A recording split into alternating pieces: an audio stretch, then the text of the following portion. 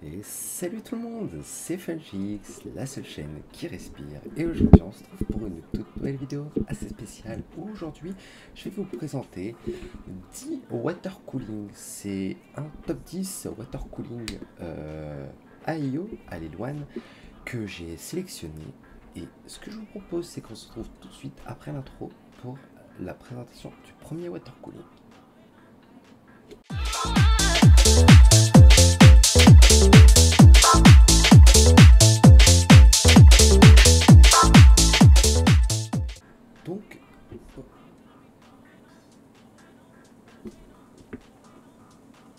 Donc voilà les gars, on se retrouve face donc au water cooling de chez Cooler Master, le Master Liquid 240L Core ARGB Black Edition.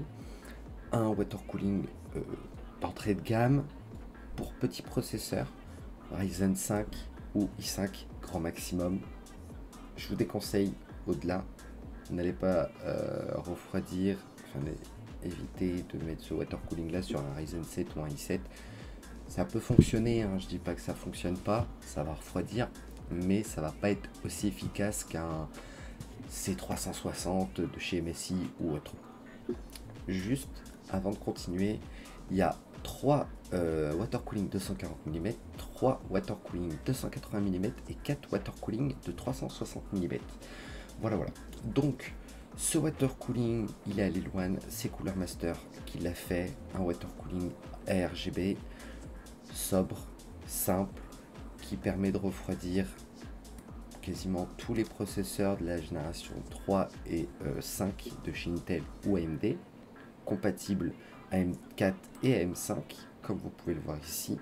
Vous avez tous les supports de processeurs compatibles, donc 1150, 1151, 55, 56, 1200, AM2, 2+, 3, 3+, 4, FM2, FM2+, AM5, Intel 1700 et AMD FM1. Donc on a un 3 pins femelle pour le RGB adressable et un 4 pins femelle pour les connecteurs PWM qui vont nous permettre d'alimenter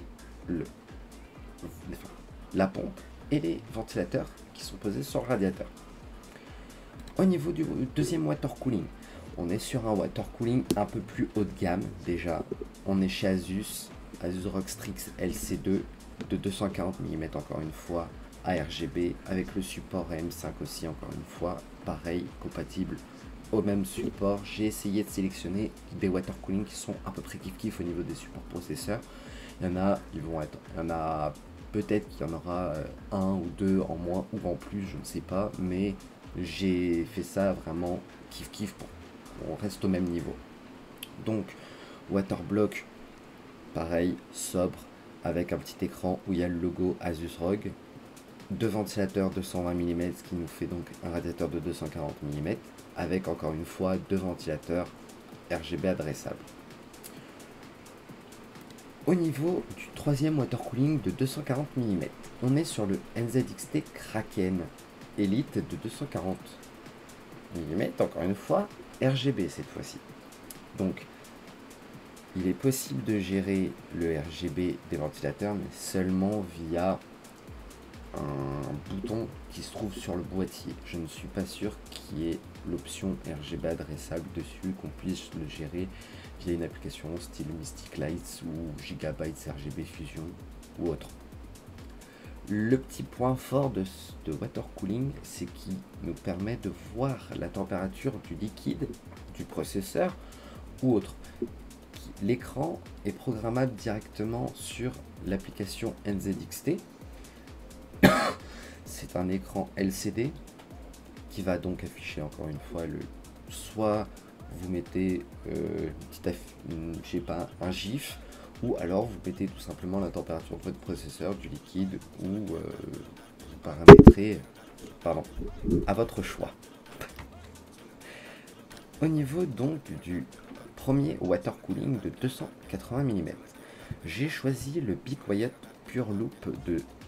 Alors c'est un très bon water cooling, un kit all-in-one, encore une fois RGB adressable avec le water block ici qui s'allume sur le côté juste ici comme vous pouvez le voir. Là comme vous pouvez le voir aussi, la pompe est séparée du radiateur. Alors, il y a certains water cooling où la pompe se trouve sur le water block, il y en a d'autres, la pompe se trouve sur le radiateur, et il y en a d'autres, la pompe se trouve au niveau du tube.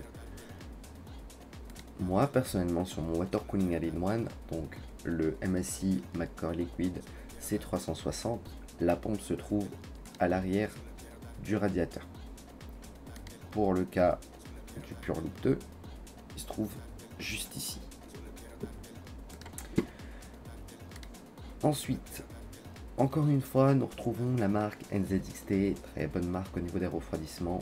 Là, on a le Kraken 280, water cooling très très sobre, pas trop de RGB, pas trop de LED sur le produit. Par contre, encore une fois, on retrouve le même écran LCD que sur le premier, le NZXT Kraken Elite 240. Pareil, encore une fois, ça offre les mêmes options. Soit vous mettez un GIF, soit vous mettez à la température de votre liquide ou autre.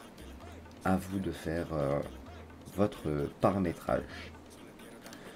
Ensuite, on a le MSI Meij Core Liquid S280. Très bon water cooling de chez MSI. Moi qui l'ai testé aussi sur plusieurs processeurs, il refroidit pas mal. Franchement, pour un water cooling de 240, 280, 360 mm, j'étais vachement surpris par ce water cooling car il envoie vraiment du steak. J'ai réussi à refroidir un Ryzen 9 7950X avec un Meg Core Liquid S280. Oui, vous l'avez entendu. Un Ryzen 9 7950X. Donc voilà, encore une fois, on a un écran sur le waterblock, pareil, qui est géré par MSI, le centre MSI Center, qui après vous permettra donc de gérer l'affichage, soit mettre un GIF, soit mettre la température du CPU, du GPU aussi, et pas que, mettre la température du liquide ou autre. Voilà. Au niveau des water cooling 360 mm, là j'ai choisi en entrée de gamme un NRMax Slick Max 3e génération ARGB de 360 mm. Un water cooling entrée de gamme qui peut refroidir pour le coup la plupart des processeurs, pas un Ryzen 9 ou un i9 là pour le coup certes, mais un Ryzen 7 de 2e, 3e génération, ça peut faire amplement l'affaire. Au-delà, 5e génération, je vous conseillerais de partir plutôt sur soit cette version-là, la MSI Meg Core Liquid, ou alors sur une version qui va être la suivante, donc la Antec Vortex 360 ARGB, qui est un très très bon water cooling. J'ai pu le tester. Au niveau du design, il n'y a rien à dire. Les ventilateurs sont assez silencieux. Par moment, ça arrive qu'ils envoient du steak, ils sont à 100%, ils se font entendre, mais c'est assez rare. Il faut vraiment faire pousser sa machine à fond pour qu'on en arrive à là. Donc là, pareil, un éclairage RGB adressable avec un waterblock sans écran LCD cette fois-ci. Donc juste un système de LED avec effet miroir, avec 3 ventilateurs de 120 mm fournis bien évidemment pour faire le 360 mm.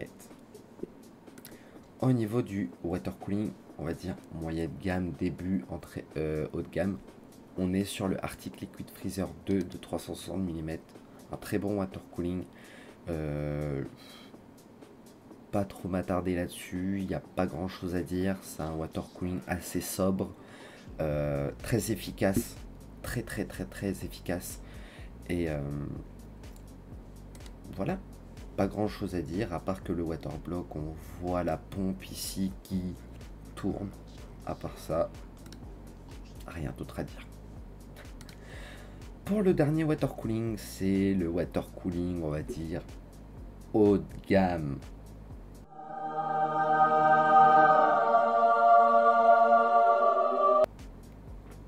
Donc, le Corsair IQ 150i Elite Capelix XT noir. C'est un water cooling tout en un, à Lil One, encore une fois, RGB adressable, gérable avec Corsair IQ, comme vous le saviez, Corsair c'est IQ. Ensuite, ben voilà, pas grand chose à dire. 3 ventilateurs Corsair de 120 mm, très bon water cooling. Je l'ai essayé, il est aussi disponible en 420, 280 ou 240 mm. 240 et 280, je vous conseillerais de mettre des Ryzen 5 pour être sûr de l'efficacité de ce water cooling et de l'exploiter à 100%.